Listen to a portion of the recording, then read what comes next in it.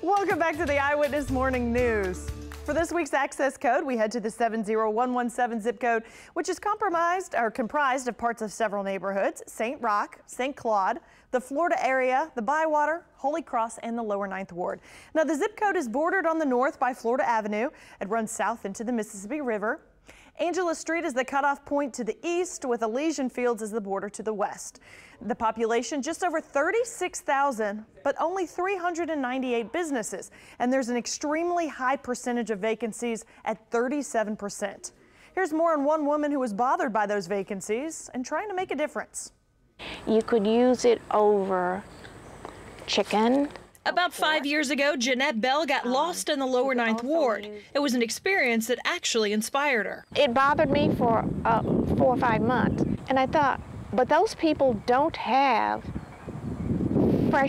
access to fresh produce. Why aren't they utilizing that land? So Bell decided to do something about it. A former floriculturalist for the city of Detroit, with the help of Habitat for Humanity and Hands on New Orleans, Bell now operates 5 gardens throughout the Lower Ninth Ward, turning blighted lots into flourishing gardens, called Garden on Mars. I love the smell of leek.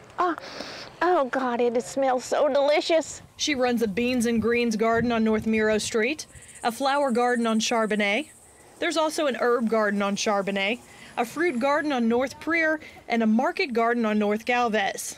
The market garden is where she teaches 2 classes, starting with the kitchen box class, which centers around a raised bed with 32 square feet of planting area. The other class is herb tasting. Okay. Because most people think they know what fresh herbs taste like, and they don't. This is French tarragon, which no one knows. And most people haven't actually tasted fennel. But when I remind them that it tastes like black licorice, then everyone wants to taste it. Bell tends the gardens on a daily basis, but she relies on groups, mainly college students from across the country, to do the heavy lifting, thanks to the help of the volunteer arm of United Way. For example, in March of this year, I had 8 groups from universities: San Bernardino, New York, Virginia, Indiana, Wisconsin, Alabama. But the day she says changed the whole complexion of the process was in late 2014, when Ohio State was in town for a bowl game.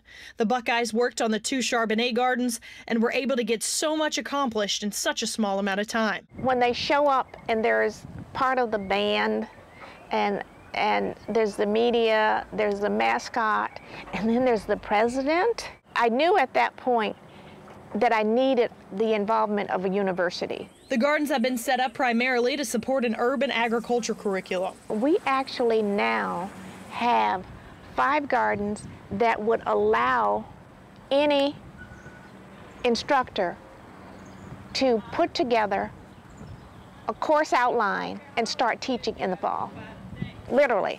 There's plenty of options locally, but Bell is targeting Tulane. Here's why. We have to go with a university that can attract students from across the country who would want to study urban agriculture in New Orleans. Bell is a community partner with Tulane, which means some students do their community hours there and others are signed up for internships. But it's not enough.